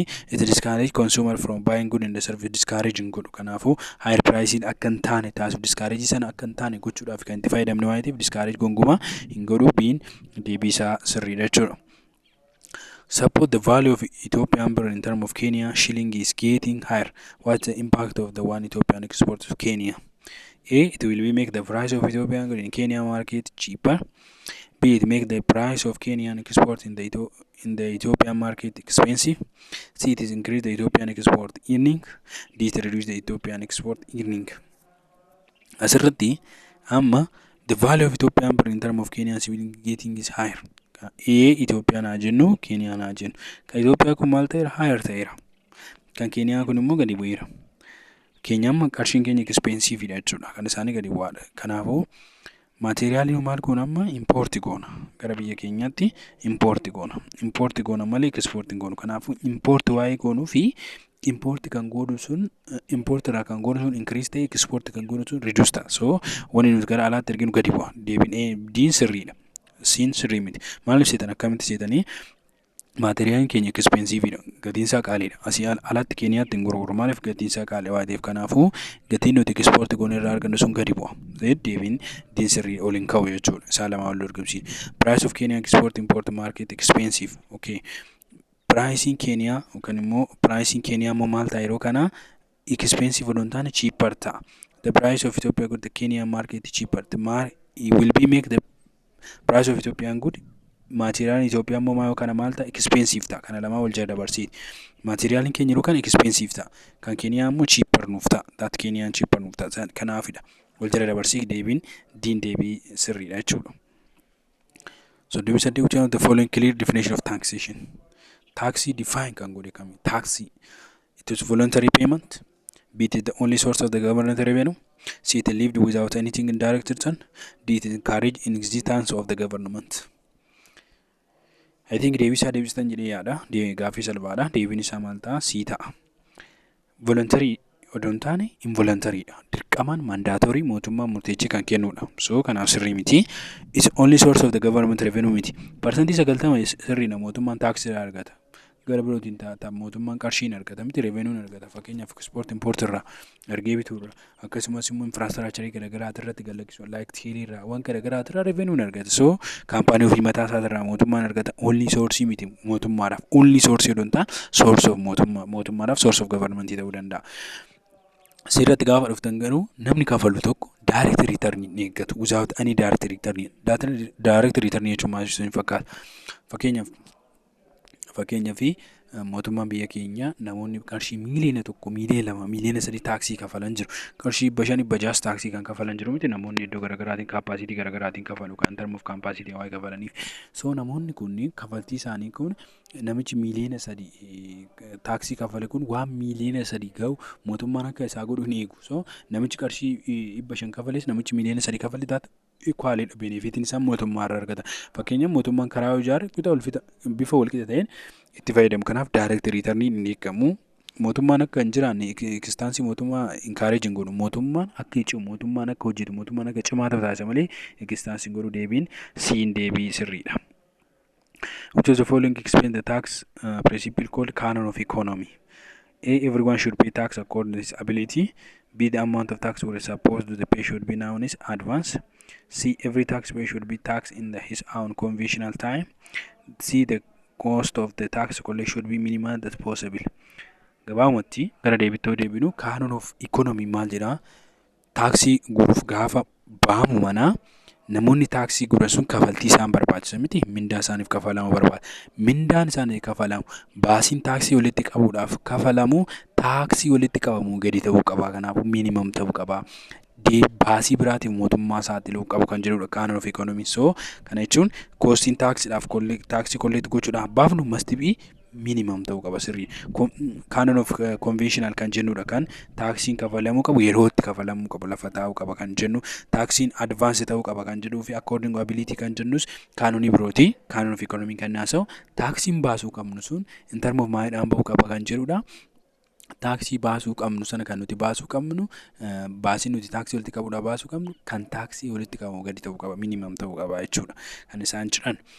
Which of the following the implication of one of the good tax system it is referred as borrowed base? A. The system should impose tax only people without discrimination. B. The system should be ensured that income inequality is reduced. C. The system should impose tax income and the property and the commodity. D. The system should accent that national income and the living standard of the increase. I think gaafii kana deebistan jedhee yaada. Deebiitti gaafa deebinu deebiin isaa siin deebisirriidha. Maaliif siin deebise? Asirratti maal haasa? Broad base haasa. Broad base jechuun taaksii gaafa kolleekti goonu hamma iskappii isaa yookaan haala bakka qabiyyee isaa bal'isuudhaan taaksii walitti qabnu san bal'isuudhaan kan jedhu haasa. Kanaafuu taaksii bal'isuun hundarratti namoota hunduratti discriminationii malee bibittinneechuu miti. Kana jechuun maaliif bifa walqixaan taaksii kafalaan jennuun isa qabeenya gadi bu'aa qabu olqaa qabuun olqixa kafalaan jennuun soo kanaafi akkasumas immoo taaksiin income inequality reduce gochuuf miti kaayyoon isaa. Income inequality reduce godha. Garuu kaayyoon isaa abilityidha waa'ee kafaluuf namichi hojjetu ammas dabaluu danda'a. Qabeenya isaa dabaluu danda'a. Namichi hin hojjenne immoo maybe hojii isaa cufuu danda'a sababa taaksii irraa kan ka'e. Isa san gochuuf odoo hin taane taaksiin government revenue argatu kennuudhaaf malee kaayyoon isaa inni guddaan maal gochuufi miti broad base kan isa taasisu income inequality eeguuf odoo hin taane income inequality ni eega sirriidha. Garuu broad base irratti hin xiyyeeffatu. Broad base isaa taaksii kan impose goon warra income irratti warra property argatu irratti warra community argatu gaafa goone yookaan diversify gaafa goone taaksiin bardanii isaa bittinnaa'ee namoota baay'ee irraa akka walitti qabamu kun that broad base gochuu keenyadha. So deebiin isaa siin deebii sirriidha. Taaksiin maal gochuu danda'a? National income fi living standard isaa uummataa dabaluu hin danda'a. Garuu broad base isaa kanaa miti jechuudha. Waa'ee broad base kanas. Among the following direct tax, which one of the tax is imposed on the land and building? Taaksiin bakka gurguddoo lamatti qoodama. Taaksiin bakka gurguddoo lamatti qoodama. Isaanis direct and indirect taxi. Direct and indirect tax inni kan addaan qoon incidence fi bardanii isaa irratti beedi ta'uudhaan addaan qoon. So bardanii incidence kan irratti beedi ta'anii gaafa addaan qoon taaksii direct and indirect tax jennaan. Direct taxiin immoo income tax, property tax, transfer tax, capital gain tax. Kanneen keessaa immoo kan laandii fi buildingiidhaaf kafalamu kan taaksiin lafa qabnuuf mana qabnuuf kafalamnu kamidha? Income tax, property tax, transfer tax, capital gain tax. Kanaafuu deebiin isaa bifuma salphaadhaan maa'inni that is called property tax. Biin sirriidha. Lafa qabnuuf gamoo qabnuuf kan kafallu jechuudha. Income taxiin taaksii income irraa argannu kafalluudha. Transfer taxiin immoo sababa sheerii garaagaraa binneef yookaan immoo sarara istookii garaagaraa binneefidha. Inni kun kan like real estate fa'aa warri kafna. Capital gain taxii kan jennu immoo fakkeenyaaf teeleen gaafa darbe istookii gurgurtee turteemti. Istookii jechuun sheerii gurgurtee turte. Sheerii sanarraa gaafa gurgurtu san taaksii kafallu jira. That called capital gaining taxi jennaani. Kanaafuu income tax, transfer tax fi capital gain tax direct tax ta'anii garuu haalli ittiin kafalaman iddoo property taxiitiin gargar jechuudha. Gaafii 42 which of the following is objective of taxation? Kaayyoon taxation maal? A. Reducing income disparity. B. Promoting consumption of harmful product. C. Widening regional imbalance. D. Encouraging import. Kaayyoon taxii bal'aadha. Booroodha. Kaayyoon taaksii kafalamuuf garuu isa negatiiva ta'e positiiva ta'e deebi'ee filannoo kana keessa positiiva ta'e deebisee sin agarsiisu. Reducing income disparity sirriidha. Jechuun income inequality namoota jidduu jiru hir'isuudhaaf nu tajaajila. That kaayyoo isaati. Promoting consumption of harmful product like wantoota harmful ta'an wantoota miidhaa geessan akka nuti fayyadamne gochuudhaaf malee promote gochuufi miti gadi buusuudhaaf discourage gochuudhaaf. Widening regional imbalance. Regional imbalance widening gochuuf odoo hin ta'in narrow gochuudhaaf dhiphisuudhaaf. Regional imbalance naannoo akka hin caalle taasisuudhaaf kan inni godhu. That encouraging import. Importii encouraging godhu, exportii encourage godha, importii immoo discourage godha. Kanaaf faallaadha jechuudha. Kunniin sadanii deebii sirriin maalanii eedha jechuudha. 43ffaan the burden and incidence of the imposed by one of the following tax category in different individual which one of it. Egaa duratti isinii kaaseera. Bardanii fi taaksii insidensiin garagara bakka tokkorra yoo oolan direct taaksii jennaan. Bardanii fi insidensiin garagara yoo oolan yookaan hoddaanoo bittannaa namoota garagaraatti irra ta'an that's called indirect taaksii jennaan. So as keessaa bardanii fi insidensiin yoo garagara oolan kan irra oolu kamirratti payroll taaksii, cooperative income taaksii, value taaksii, rental income taaksii. Gabaabumatti salphumatti as keessa indirect taxii sottu jedhee nan laala. Kanaaf indirect taxii dha bardanii fi insidensiisa kan inni different individual oolu. Kana jechuun maal isinitti fakkaata? Look bardanii fi insidensii gargar oolu kana akkamitti isinitti maseetan. Like namichi qonna qote tokko lafa qonnaa qote tokko maal godha? Qonna qotee erga qonnicha qoteen booddee midhaansaa sana fuudhee gara maarkeetiitti deemee gurgura. Maarkeetiitti deemee erga gurgureen booddee barbaadu gatii midhaanichaatti dabalata taaksii ofirraa dhiisu. Namichi sun immoo namicha sanarraa immoo midhaanicha bitee kaampaaniitti galchee kaampaaniitti oomishee maal godha nyaata hojjetee nyaaticha sana deebisee gurgura. Nyaata sana immoo konsuumariin tokko taa'ee umarra jechuudha. Itti fayyadamaan tokko taa'ee vaatii kafalee taaksii kafalee nyaata. Kanaafuu konsumpshinii amma maal ta'e namicha qotarraa hamma namicha konsuum godhee fayyadameetti kan jiru sun bardanii fi insidensiisa gargar ta'eera faffaca'eera. Okay. Namicha immoo inkaamii mootummaarraa argatu fudhadha. Mootummaarraa direct inkaamii nama kafalamuuf. Inkaamiin directrii namichi kafalamuuf kun maal godhaa? Odoo harka isaan gahin bardanii fi insidensiin bakkuma tokko irra ooluudhaan taaksiin irraa murama. Taaksii kun maal jenna? Direct taaksiidha. Kanaaf indirect taaksii kan jennu bardanii fi insidensiin. Bardanii jechuun kafaltiin taaksii sanaa ultimate jechuudha. Turee kan irra gahuu ta'e. Akkasumas immoo insidensii kan jennu ultimate bakka sanatti kan itti kafalanidha. So gaafii kanaaf deebiin isaa siidha jechuudha. Siin deebisee indirect taaksiidha. Gaafa bardanii fi insidensiin gargar ta'an kan irra oolu. After in Ethiopia, which one of the following institutions responsible to collect tax behalf of the government? Gara mootummaatiin ta'uudhaan taaksii walitti qabuudhaaf dhaabbanni mootummaa keessatti nu tajaajilu kamiin dhaabbanni mootummaa Itoophiyaa keessatti nu tajaajilu? A. Ministry of Finance, B. The Central Bank, C. The Commercial Bank, D. The Ministry of Revenue. Gara deebiitti yoo deemnu deebiin isaa D ta'a obviously sababbiin D ta'ee fi maal jedhaara amma sirriitti kana hubatan deebii ijoollee baay'een C yookaan immoo commercial B central baankii deebisuudhaa dandeechu maaliif seetan commercial baankii central baankiin mootummaa harkaa kan jiru baankii mootummaa ta'ee waa'ee monitarii irratti kan dhimma qarshii irratti kan inni beektee hojjetu malee taaksii ofitti qabuudhaaf monitarii central baankii kana jalatti garuu ministeera of revenue yookaan ministeera taaksiituu waa'ee taaksii kana irratti hojjeta jechuudha. Taaksii collect gochuudha. Ministeera of Finance dhimma finance irratti kan hojjetu.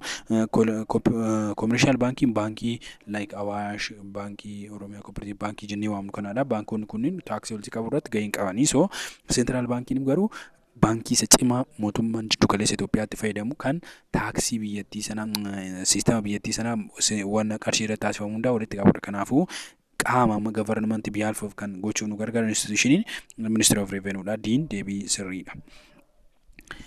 Gaafii 45 which of the following type of indirect tax imposed luxury item and other goods that are demanded inelastic when the goods is imported? Amma asitti kutaa 11 irratti waa'ee elastic in elastic ilaaltaniirtu.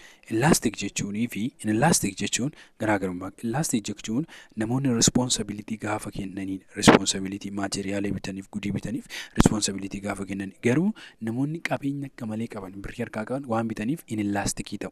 Gaafa kan inelastic jenna. Inelastic jechuun homaatti hin dhagahamu. Fakkeenyaaf namni tokko barataan tokko surree bitachuudhaaf gara buutikii deemee isuma wajjin immoo Alamuuddiinis akkuma tasaa buutikii sanatti argaman.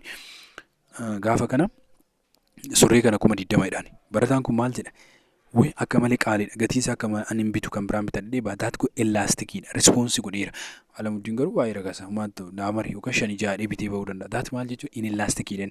Namoota leekjarii bitan qabeenya leekjarii qabeenya ol ka'aa bitan kun inelastikiidha. Indirect taaksii. Qabeenya akkanaa warra bitan irratti taaksiin gatamuutu maal jedhamee waamamaa? Taaksii indirect taaksii keessaa excess taaksii jedhama. So excess taaksii kan jennu kun impoos gaafa ta'an yookaan gaafa gatamani waan luxury ta'an irratti waan inelastic ta'an irratti kan gatamanidha. Sun akkasumas immoo kan harmful ta'an irrattis gatamu jechuudha. Value taaksiin vaatiidha.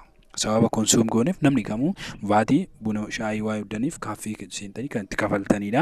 Turnover taaksiin taaksii namoonni allawaansii argatan irraa kafalanidha. Withholding taaksiin taaksuma taaksii wal fakkaatu taaksii sababa giraantii argataniif kafaltanidha jechuudha.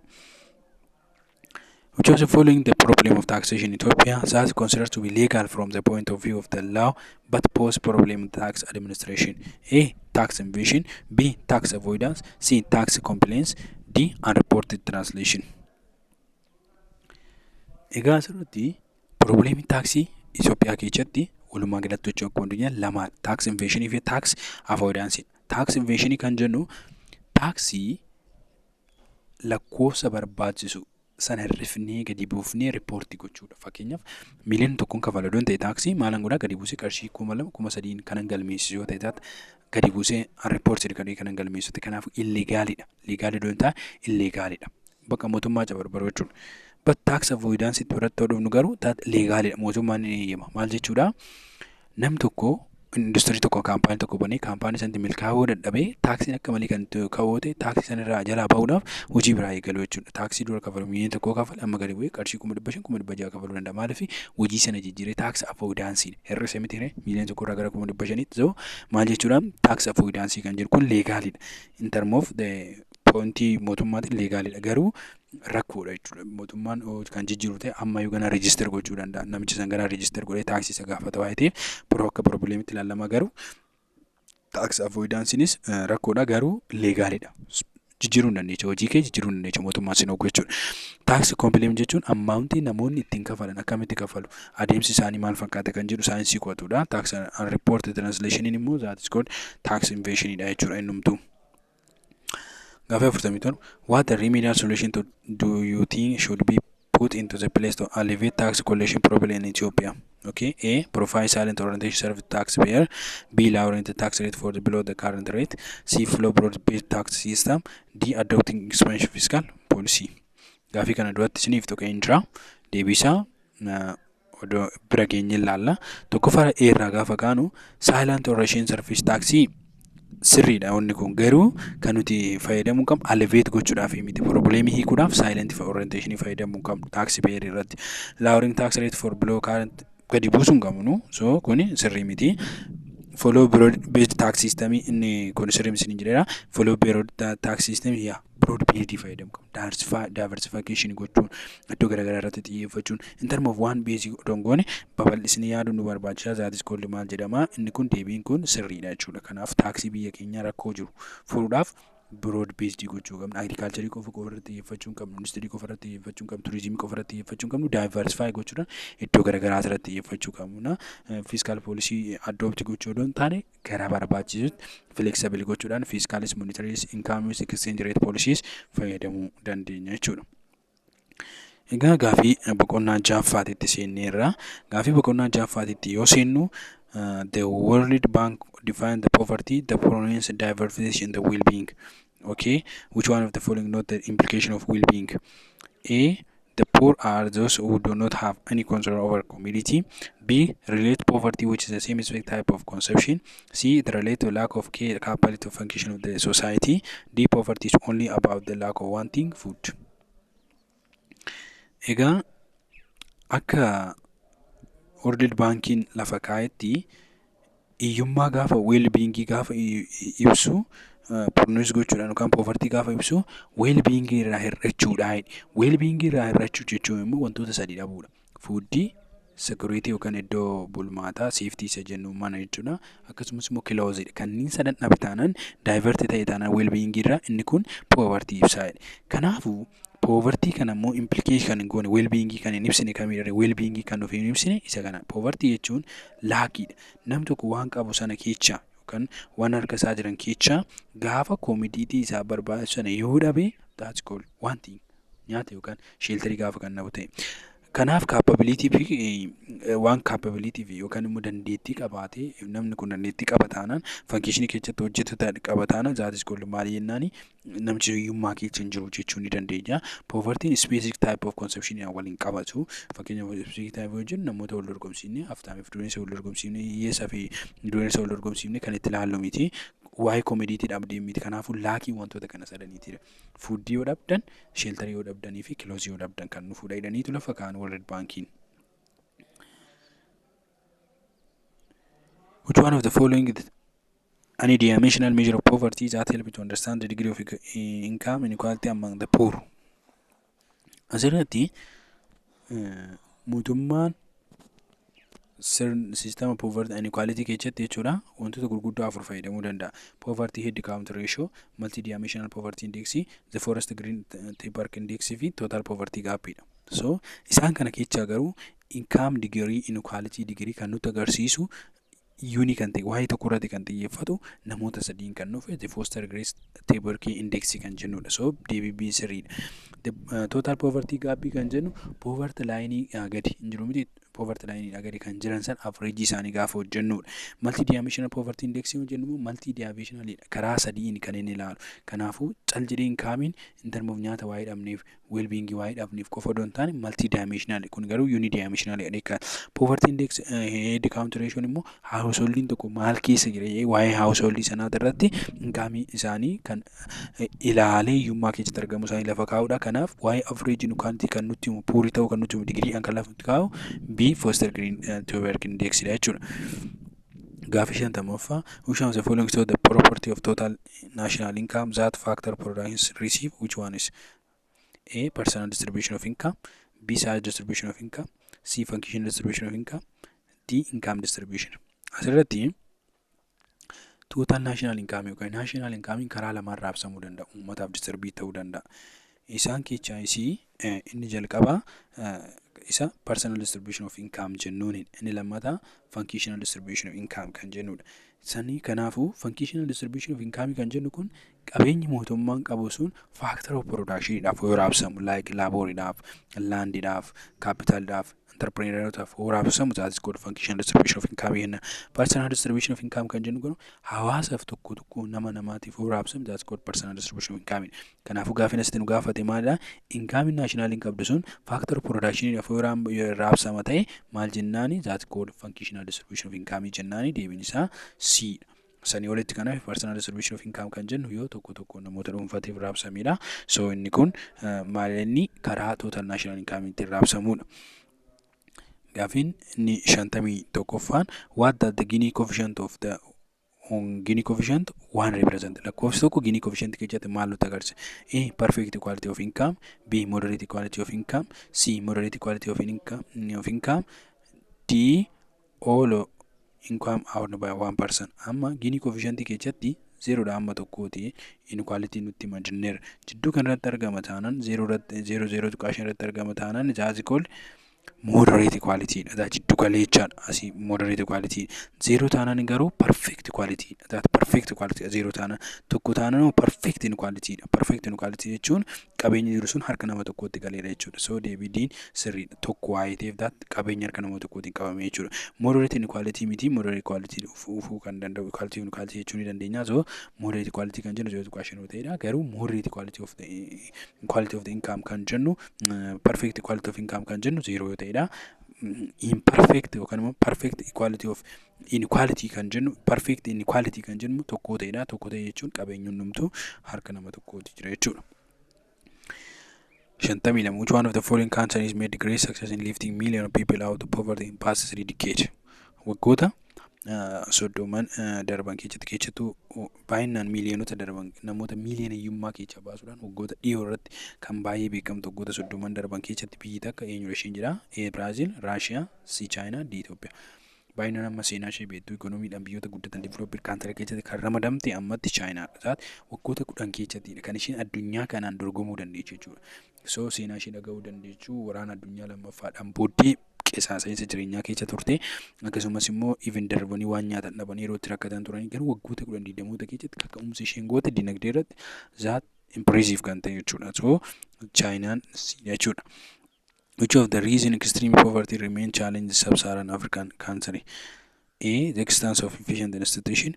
B. The absence of mitigation policy. C. Lack of growth and development plan.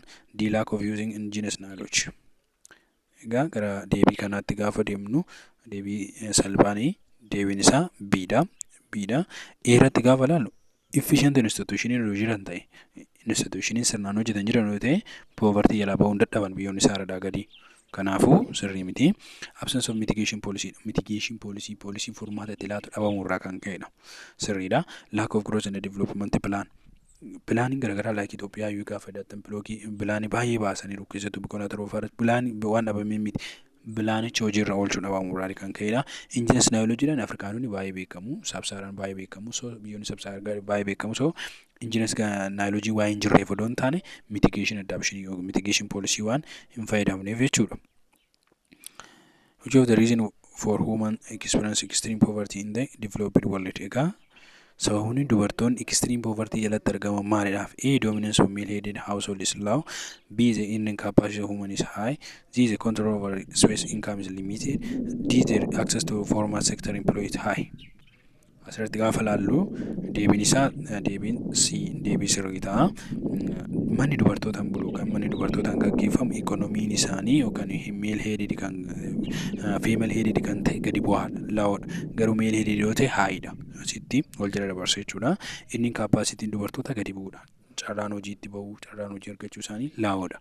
Akkasumas immoo inkaamiin isaan argatan limited. Even qabeenyuma mootummaa qabeenyuma abbaa kan maatiitu dubartoonni akkaataan isaan ittiin qooddatan gadi bu'aadha. So biyya Afrikaanota keessatti kun immoo biyyoota developed country keessatti waan mul'atudha. Akkasumas immoo mana barumsaa aksesii mana barumsaa isaan argatanis gadi bu'aadha laa'oodha. Kanaafuu deebiin sirriin Cdha jechuudha. Which of the following is among the measures that should be not be considered to alleviate problem of poverty facing human? A. Adopting policies that integrate women in various programs and influence their welfare. B. Increase female participation in education and other training program. C. Enhancing female participation in formal sector of employment. D. Discouraging women activity in agriculture extension program. Asirratti deebiin isaa maalidha? Didha.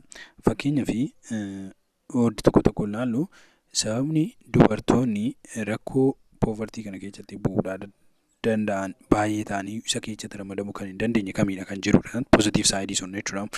Poolisii garaagaraa kan dubartoonni akka pirogiraamii keessatti hirmaatan addoofti gooteetti yookaan biyyattiin taasisan jiru. Increasing female participation in education and other training program that positive dha kunis miti. Enhancing female participation in formal sector of employment odoo hirmaachisanii discouraging women activity in agriculture extension program. So deebiin kun D ta'a jechuudha. Dubartoota maal gochuu discourage gochuun dubartoonni akka alleviate goone kan godhan keessaa tokkodha.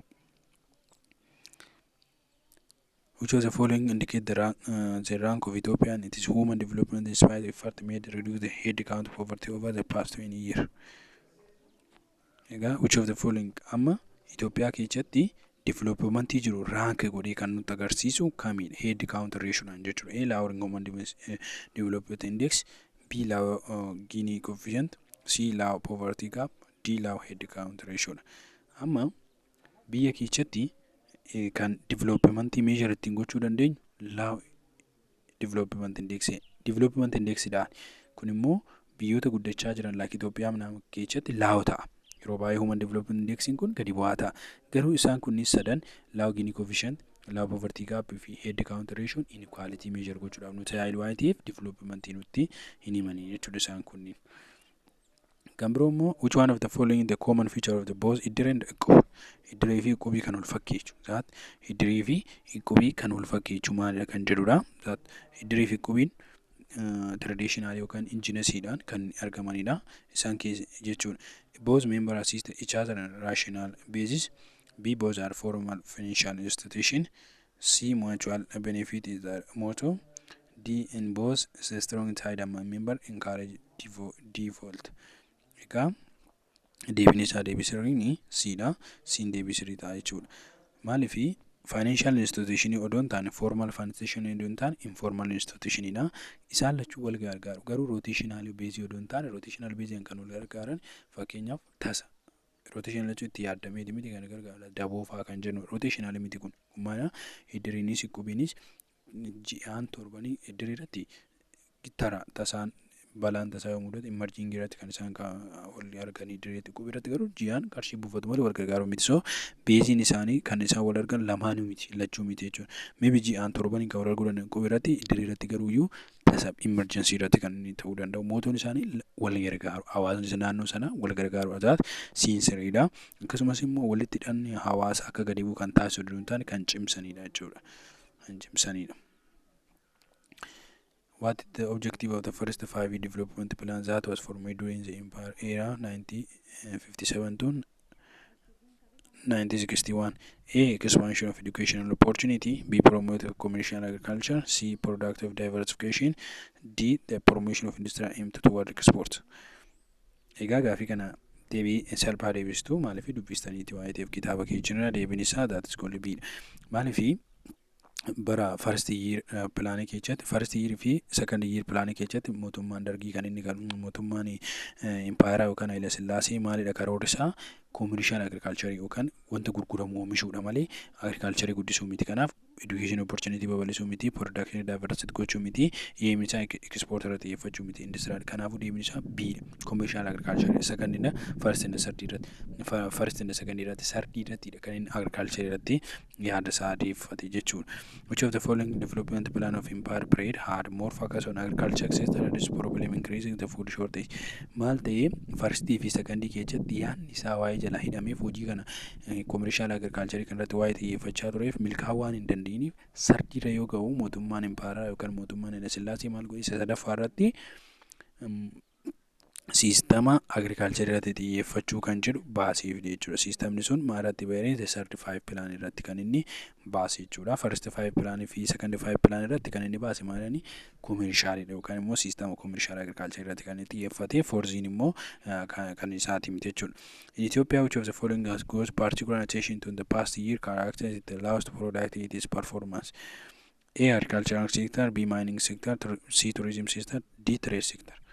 Waan sin ajaa'ibu mootummaan attention isaa guddaa kennee kan inni hojjechaa ture yeroo sana keessatti agriculture support gochuudhaaf agriculture irratti hojjechuudhaaf yaa ta'u garuu kan gadi bu'e lowest productivity kan agarsiises agriculture sector deebiin isaa maal kan particular attention inni kennee kan irratti hojjechaa ture agriculture kan inni gadi bu'es immoo agriculture dhuma jechuudha. So deebiin isaa dha jechuudha.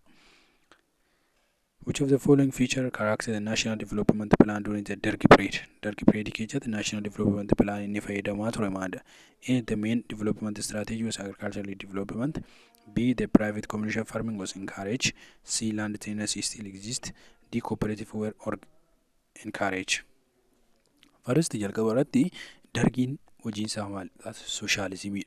Socialismii jechuun maal encourage godha cooperative landing. Private landing hin jiru. Kanaaf private landing sirumaan jiru jechuun land tenancy hin jiru jechuudha. Private competitive farming hin jiru. Kan biroo maal inni kan inni gargaaru that maal irratti xiyyeeffata industrial development irratti xiyyeeffata. Kanaaf industrial lead irratti xiyyeeffata. Kanaafuu deebiin diin deebii sirriidha jechuudha. Dargiin cooperativein hin jajjabeeffamu. Zamachaa fa'aa kan jiru jechuudha. Which one of the following key priority areas that considered to be that basic local development economic reform program recently? Sustainable rural development, widening the demographic divide, unemployed source of growth, inclusive financial sector development.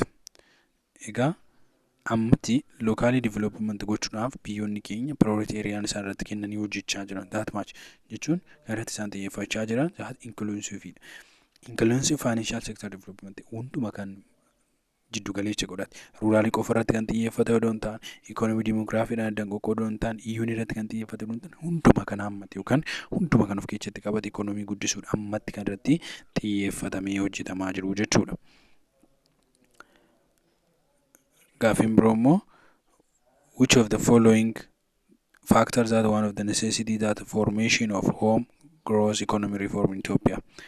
Ammatti guddin barbaachisummaan guddina Itoophiyaa itti fufsiisuudhaaf yookaan immoo homegrown economy maqdaalee isa jennu sana guddisuudhaaf reformii nuti barbaachisu kamiin? A. Crown out of public investment by private investment. B. The failure of gradual transition from private to public sector lead growth. C. Failure to create additional job opportunity. Continued inflow of external finance.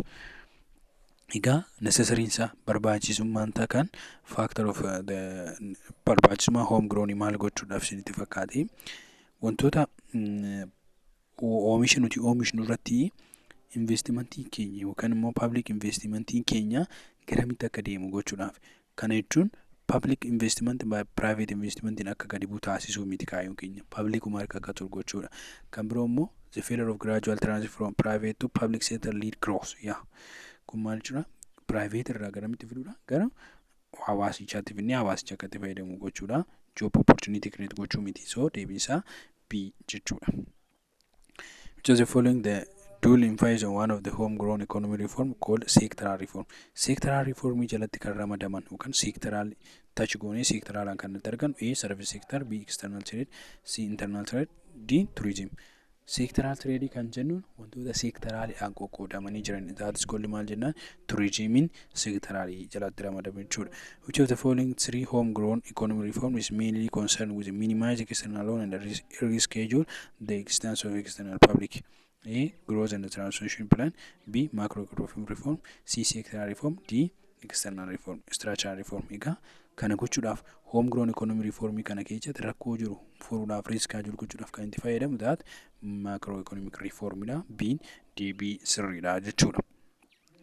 Which one of the following advantage of fiscal decentralization? Fiscal decentralization advantage isaa maalidha? A. Provide scale economy in the collection of taxation. B. Provide scale economy in providing public good. B. Provide the public good and the service desired by local residents.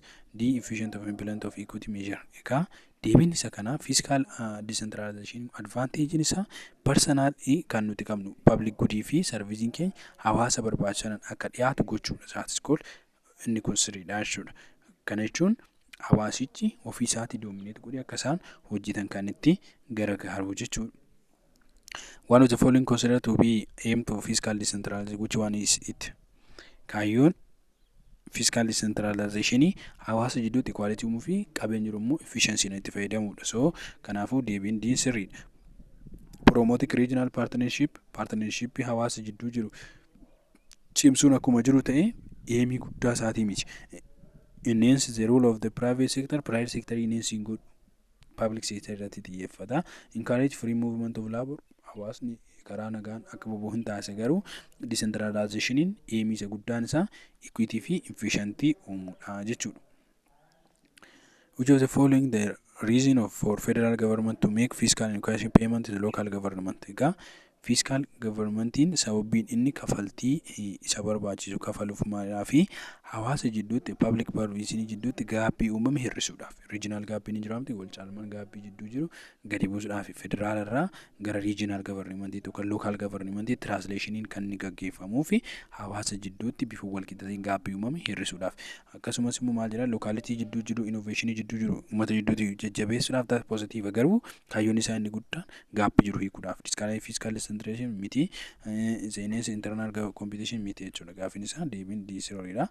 Which one is the reason for the growth and need for the conservation of environmental resource? The resources are underutilized, the resources are finite, there is use is less costly, most of them resources are infinite. Asirratti sababiin environment keenya kunuunsuun barbaachise yookaan environment keenya conserve gochuun barbaachise sababni isaa inni guddaan waa'ee resource nuti qabnu finite waa'ee ta'eef bakka gabaabumatti resource nuti qabnu maali finite waa'ee ta'eef resource underutilized ta'uun resource gahaan ta'e jiraachuu nutti agarsiisa taate resource gahaan yoo jiraate conserve gochuun nu barbaachisa maaliif underutilized jechuun qabeenya jira jechuudha akkasumas immoo cost less cost miti costidha malee less cost miti yookaan baasii nuti baasnu gadi bu'aa miti hin baasnu akkas resource infinite yoo ta'e immoo kunuunsi nu barbaachisan kenna resource maal waa'ee ta'eef infinite waa'ee ta'eef jechuudha. What is the case for rising greenhouse gas in the earth atmosphere? A. Increase of afforestation program. B. The decrease in deforestation due to the government policy. C. An increase in hydropower generation. D. The decommission and disposal of waste. Sababni guddaan biyya keessatti greenhouse gaasiin akka malee dabaleef maalidha kan jedhudha. Deebiin isaa maal ta'a? Diin deebii sirriidha.